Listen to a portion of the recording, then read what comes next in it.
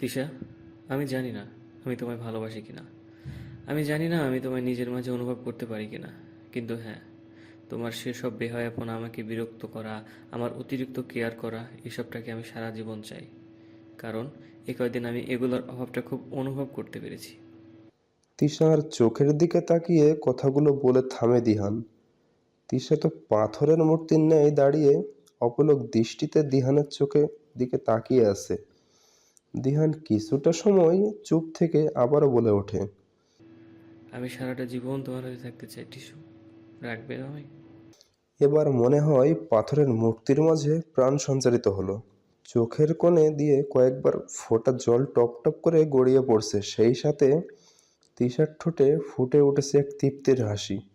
সে চোখে জল ও ঠোঁটে হাসি নিয়ে অপলকে তাকিয়ে আছে দিহানের দিকে। এ যে অতি কাঙ্ক্ষিত কেউকে পাওয়ার এক তীব্র প্রশান্তি, এ এক অব্যক্ত অনুভূতি।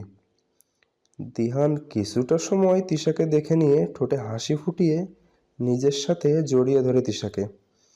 তিশাও চোখ বুজে চুপটি করে লেগে থাকে দিহানের বুকের সাথে। বাবুকে ঘুম পাড়িয়ে দোলনাটায় শুইয়ে দিয়ে মোহনা বারান্দায় এসে দাঁড়ায়। আজ তার মনটা ভারাক্রান্ত। পরন্তু বিকেলের সে মোহনীয় আকাশে তাকিয়ে নিজের মনের ভেতর চলা বিভিন্ন চিন্তাধারায় একটু ডুব দেওয়ার চেষ্টায় লেগে যায় সে। আচ্ছা, সে কি খুব স্বার্থপর? তা না হলে কেন সে নিজের মায়ের খুশিটা মেনে নিতে পারছে না? তার ভাবতেই কষ্ট হচ্ছে, মোহ সে ব্যতীত অন্য কারো অধিকার থাকবে না তার মায়ের ওপর। মোহনা যেন মানতেই পারছে না তার মায়ের ভালোবাসাটা অন্য কারোর সাথে ভাগ করতে হবে তার। হিংসে হচ্ছে ডক্টর ফেইসকে, খুব খুব হিংসে হচ্ছে, সেই সাথে রাগও। কেন ডক্টর ফেইস তার মায়ের ভালোবাসায় ভাগ করতে এসেছে? কেন ওই লোকটি তার থেকে তার মাকে দূরে নিয়ে যেতে চাইছে? হ্যাঁ, ওই লোকটাকে বিয়ে করলে তো অনেকটা দূরত্ব বেড়ে যাবে মোহনাও তার মায়ের মাঝে। কারণ মাও লোকটাকে নিয়ে ব্যস্ত হয়ে পড়বে। তখন কি মা এতটা ভাববে তাকে নিয়ে? নিজের অজান্তেই মোহনার চোখ দিয়ে এক ফোঁটা জল গড়িয়ে পড়ল। না, সে কোনোভাবেই মানতে পারছে না এটি। সে কখনোই তার মাকে ওই লোকটার সাথে সহ্য করতে পারবে না। বাবা যতই খারাপ হোক, সন্তানের হয়তো রাগ থাকতে পারে কিংবা দূরে থাকতে পারে, কিন্তু কখনোই নিজের মায়ের সাথে বাবা ব্যতীত অন্য পুরুষ সহ্য করতে পারে না। এটা মেনে নেওয়া খুব কষ্টের। ঠোঁট কামড়ে ধরে নীরবে নিজের চোখের জল বিসর্জন দিচ্ছে মোহনা। হঠাৎ নিজের পেটে কার হাতের স্পর্শ পেয়ে চমকে যায় মোহনা। জলদি নিজের চোখ দুটি মুছে নেয় সে। আরুষ এটি দেখেও কিছু না বলে মোহনার ঘাড়ে আলতো করে কয়েকটি চুমু দিতে দিতে ধীরে ধীরে উপরে উঠতে থাকে সে।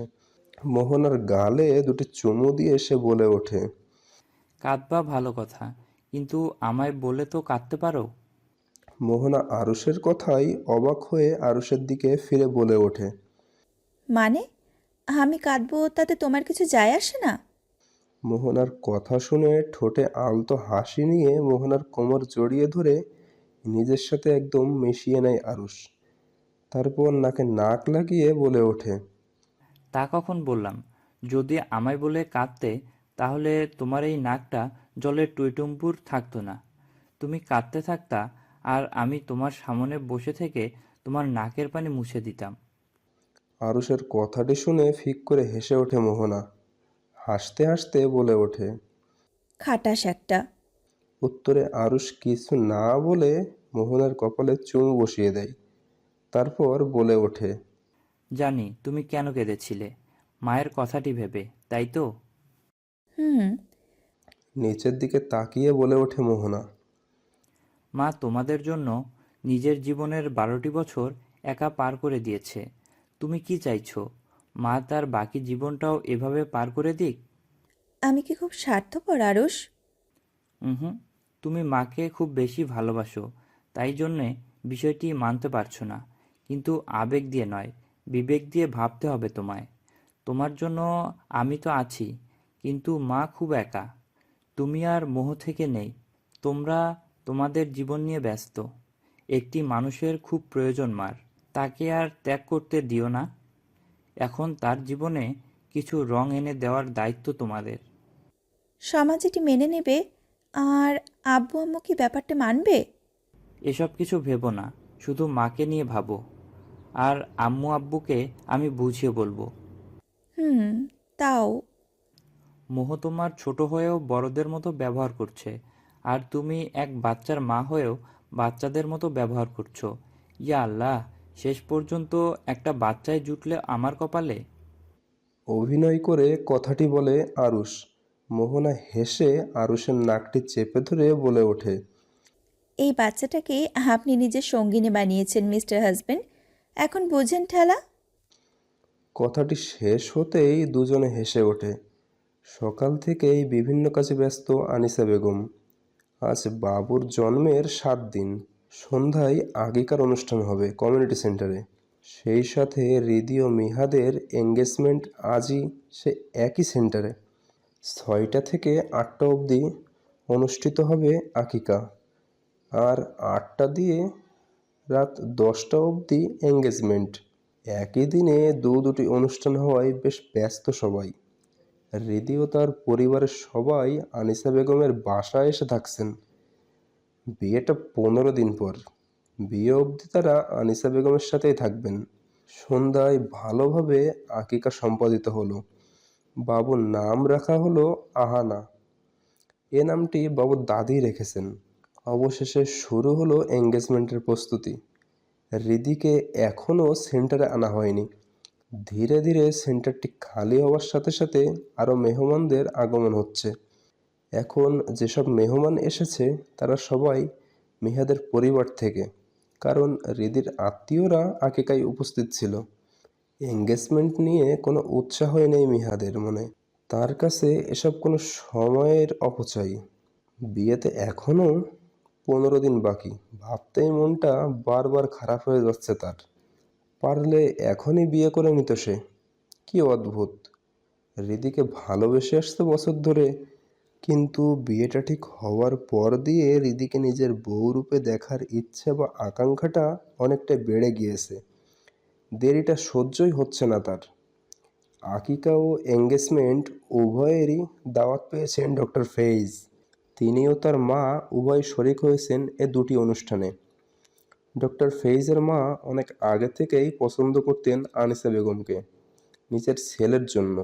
ছেলেরা যৌবন থাকতেই কতই না চেষ্টা করেছিল তিনি বিয়ে দেওয়ার, কিন্তু ছেলে তার কোনো কথাই শোনেনি। অবশেষে আনিসা বেগমকে দেখে আশার আলো জ্বলে ওঠে তার মনে। তাই তো সেদিন হাঁটু ব্যথাকে কাজে লাগিয়ে ডক্টর ফেইজকে পাঠিয়ে দিলেন আনিসা বেগমের দোকানে। তারপর নিজেই ডক্টর ফেইজকে বলেন আনিসা বেগমকে নিয়ে ভাববার কথা। অনুষ্ঠান চলাকালীন সময়ে বেশ খানিকক্ষণ কথা হয় আনিসা বেগম ও ডক্টর ফেইজের। কিন্তুটা শুধু আনুষ্ঠানিকতা রক্ষার্থেই হয়তো বলেছেন আনিসা বেগম। ডক্টর ফেইজ খেয়াল করলেন আনিসা বেগম তাকে যথেষ্ট এড়িয়ে চলছেন। এতে বেশ মন খারাপ হয় ডক্টর ফেইজের।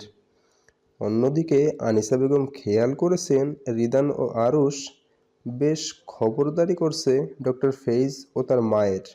মোহ ও ডক্টর ফেইজের সাথে অনেকটা সময় গল্প করেছে।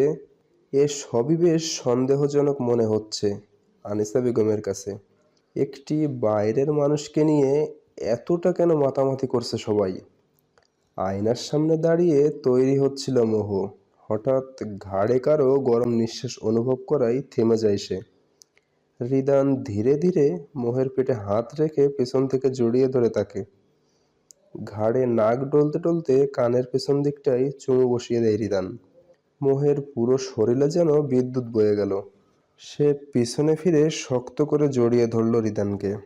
রিদান একটু হেসে মোহের পিঠ থেকে চুল সরিয়ে ধীরে ধীরে মোহের পিঠে নিজের হাতের স্পর্শ এঁকে দেওয়া শুরু করে। খানিকটা সময় এভাবে চলার পর মোহ রিদানের বুকে মাথা রেখেই কাঁপা কাঁপা গলায় বলে ওঠে, দেরি হয়ে যাচ্ছে। হোক। ঠিক এমন সময় মোহের শাশুড়ি চেঁচিয়ে মোহকে ডেকে ওঠে। মায়ের আওয়াজ কানে আসতেই রিদান ঝট করে ছেড়ে দেয় মোহকে। এ দেখে বেশ হাসি আসে মোহের। সে ঠোঁট চেপে হেসে এগিয়ে যায় নিজের শাশুড়ির রুমের দিকে। এদিকে রিদান তার মাথা চুলকে হেসে ওঠে। শাশুড়ির রুমে আসতেই মোহর চোখে পড়ে বিছানার বেশ কটি শাড়ি বের করে রাখা হয়েছে। মোহর রুমে আসতেই তমা বেগম বলে ওঠেন, দেখ তো মোহ, দিদির বিয়েতে কোনটা পরলে মানাবে আমায়?